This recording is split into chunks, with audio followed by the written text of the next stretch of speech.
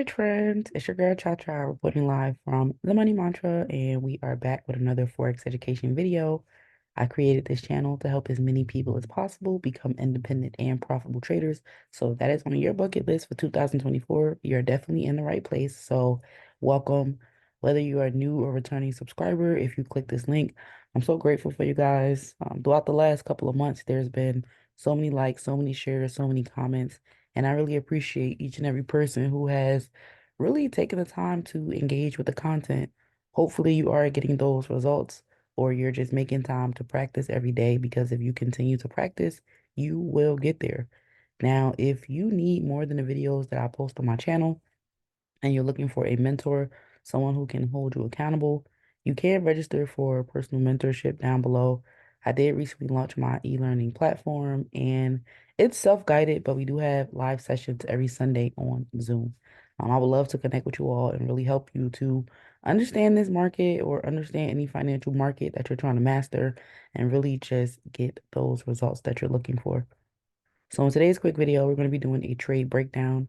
This is where I review the trades that I share with my current students, because I do like to operate in a learn and earn type of environment. So even if you are a beginner and you don't have any knowledge about the charts, you can essentially copy my trades and be profitable until you find your footing. So I do like to review the trades that I post, whether they go right or whether they go left. But today we're going to be looking at this USDCAD trade. Now, I typically like to start my analysis on the weekly and post my entries on either the 1 hour or 4 hour time frame. However, because it was NFP week, it was the beginning of a new quarter. I didn't want to do too much, but I still wanted to get into a trade, maybe something I could hold for a little bit longer. And that's exactly what happened in this trade. So this is what we're going to review.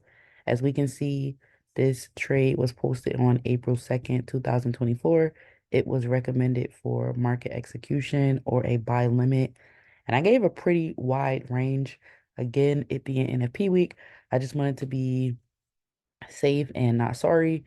And I have students that live in all different types of places with all different types of schedules. So I figured the daily would be easy, and this wide range would be helpful for anyone to set the pending order and enter the trade.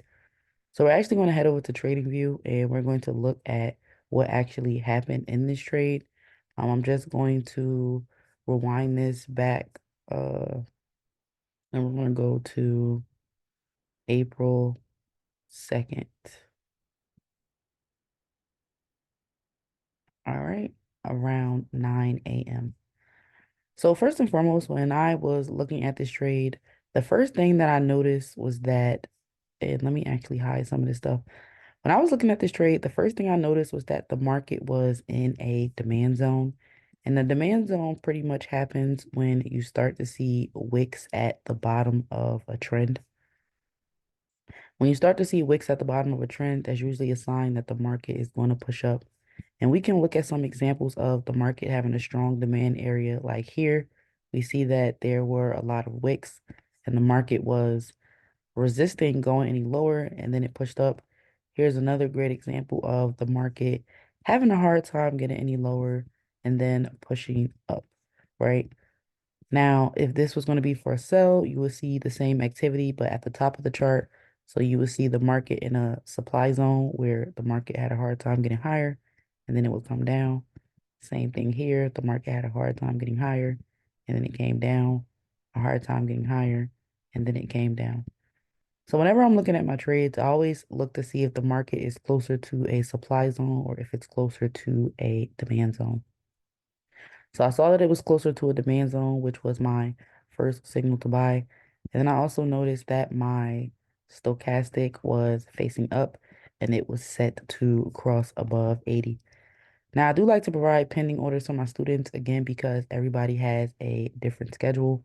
And if they have different schedules, they're not going to be looking at the charts at the same time, or they may not even get the message that um the trade was dropped. So yeah, so let's just go to the let's actually go to the daily chart. Okay. So again, I had the candles that were in a strong demand zone. I also saw that my EMAs, which are these two lines, they're called exponential moving averages, and they really help me spot the trend of which way the market could potentially be going. So I recently dropped a video with what's called the double EMA strategy, and it showed you how to use this technique I'm about to show you. Now, these two lines are moving averages. You'll notice that when the candles are above both of these lines, the market tends to go up. And when the candles are below both of these lines, the market tends to pretty much be going down. But when you want to enter a trade for a buy, you'll see that the blue line, which is my smaller EMA, will be on top of the purple line, right? And we see several instances of that here. We see it here. We see it here. And we even see it here. So once that blue crosses above that purple, that's a really strong buying signal for me versus when the purple line crosses above the blue line, that's a really strong selling symbol for me. So here we have the purple crossed above the blue. Here we can literally see where the purple crossed above the blue and the market dropped. So in addition to the market being in a strong demand zone, I also noticed that my blue EMA or smaller EMA had just crossed above the purple. And again, my stochastic it was a little bit sideways, but these numbers were above 50. So I did have all the reasons to believe that this market was going to buy. So what I did was, and we could put the drawings back on the chart. What I did was I set an entry point at the previous low. This was the lowest entry. There was a higher one for 13560, so my students could have chose anything in that range because with a buy limit, I expected the market to actually come back down to this entry point and then go back up. So we're just going to put this thing back on a 4-hour chart just so we can see what actually happened in this trade. All right. So we can see that the market was doing a little bit of a up and down.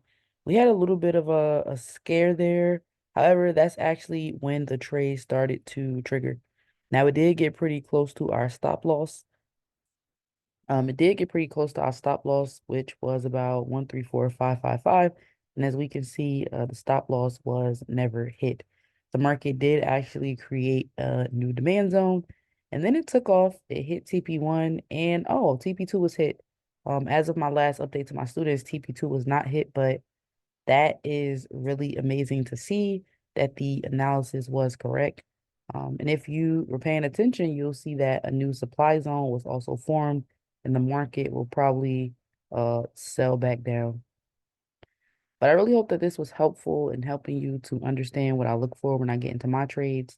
First and foremost, I look for either a strong supply or demand area. The next thing I look for is to see where are the candles in relation to my EMAs. Have they crossed? Are they about to cross? And then what is my stochastic doing? Once I have these confirmations, I feel pretty confident to take the trade. And I like to say 3 confirmations are good, 4 confirmations are great, and 5 confirmations are fantastic. So that's really all I have for you guys today. If you learned something, make sure that you do subscribe to the channel and share this video with someone who you think that it would be helpful to. But I'll see you guys next time.